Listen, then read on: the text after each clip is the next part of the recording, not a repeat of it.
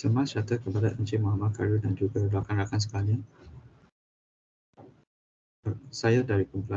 Kami dari kumpulan 2 akan membentangkan kata kerja bahasa Arab iaitu al-fi'il al-mudhari.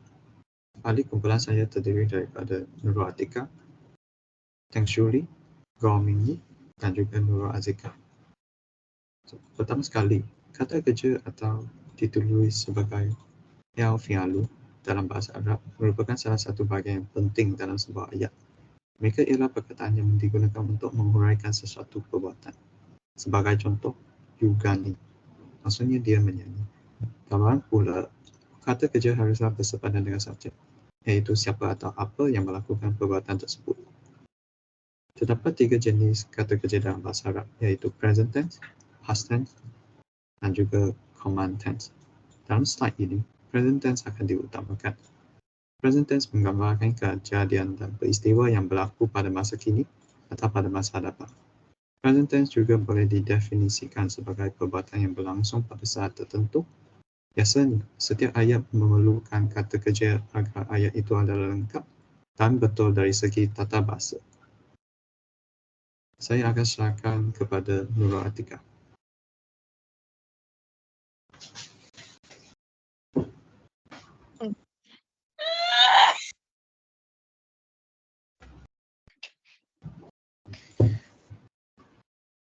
Next slide.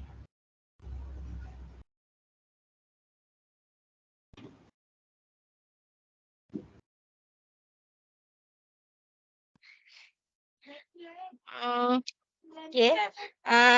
Kita lihat pada contoh tangan tapak tangan kiri.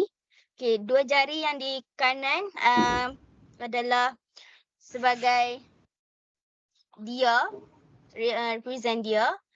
2 jari di kiri represent kamu atau awak, dan jari ibu jari di atas saya, dan di bahagian bawah tu untuk kami. Next slide.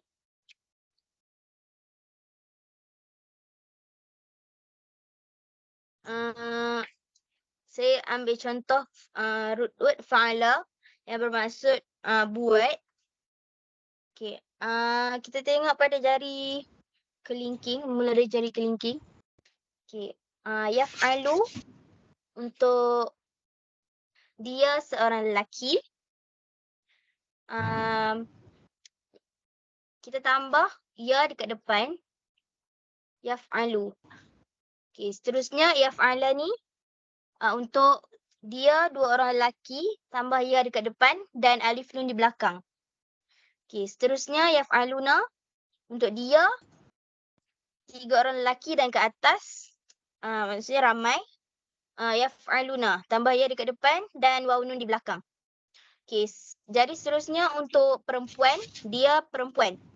Okay, taf'alu, tambah ta kat depan untuk dia seorang perempuan. Taf'alani, untuk dia 2 orang perempuan, tambah ta dan alif nun di belakang.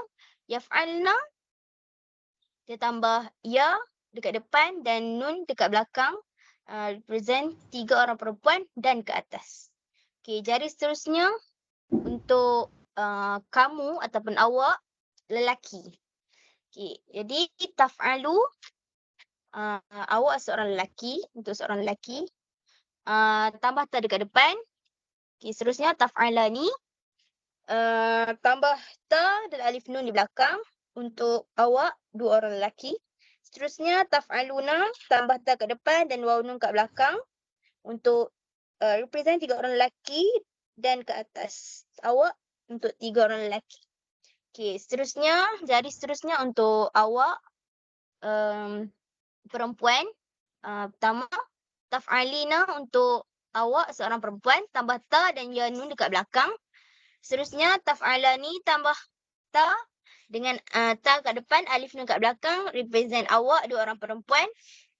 Seterusnya taf'alna, tambah ta dekat depan dan nun dekat belakang. Untuk awak 3 orang perempuan dan ke atas. Okey, jadi seterusnya kita represent af'alu. Af'alu bermakna saya buat. af'alu, saya buat. Dan seterusnya naf'alu, kami buat. Okey. Next slide. Okey, yang ni just contoh lain. Dhahaba untuk root word dia, dan kita dhahaba tu bermaksud pergi. Okey. Untuk yadhabu. Okey, untuk jari pertama, jari kelingking pertama untuk dia lelaki.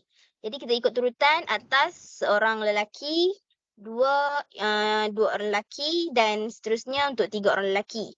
Jadi yang ni represent untuk dia lelaki.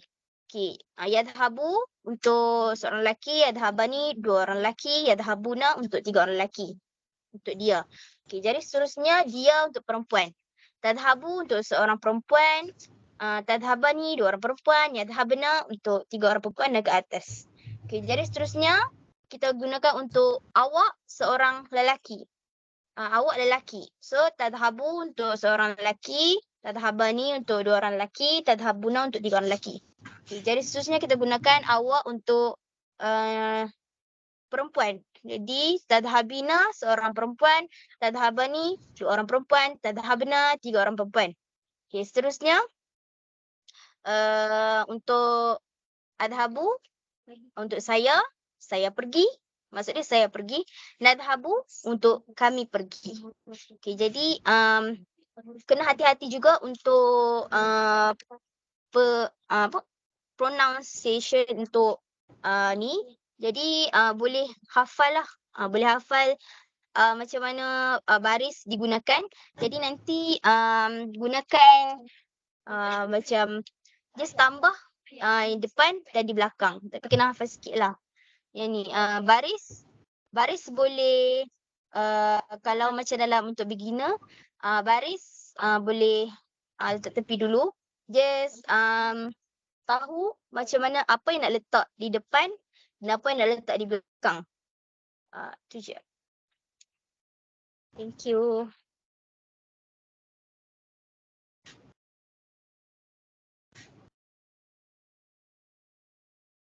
Seterusnya saya akan bentangkan contoh kata kerja present tense bahasa Arab.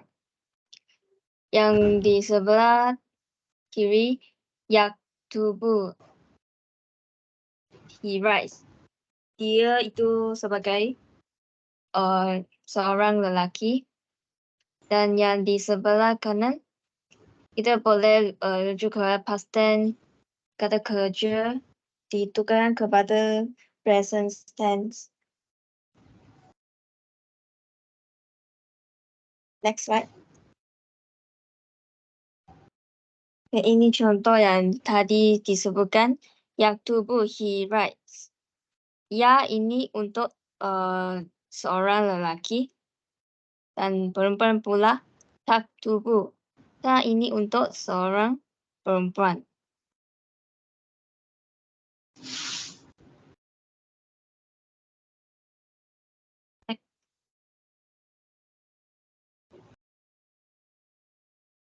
They write. Yang ini untuk lelaki pula, ramai lelaki kita sebut sebagai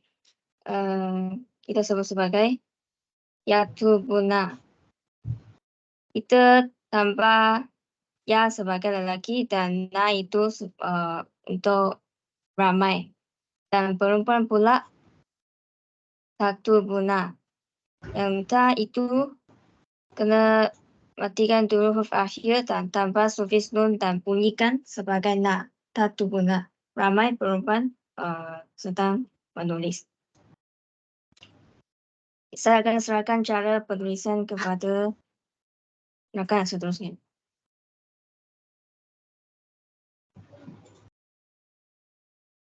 Okey, jadi kita boleh tampak dari perkataan asal tu kataba. Dia kita tambah ya di depan untuk menunjukkan present tense pada lelaki. Waw dan nun di belakang untuk menunjukkan 3 dan ke atas lelaki. Dia akan jadi yaktubuna. Maksudnya sedang menulis oleh ramai lelaki. Okey, seterusnya. Seterusnya, kita tambah ta di depan untuk menunjukkan present tense pada perempuan dan juga nun di belakang untuk menunjukkan tiga dan ke atas perempuan. Jadi, dia maksudnya tak berguna sedang menulis oleh ramai perempuan.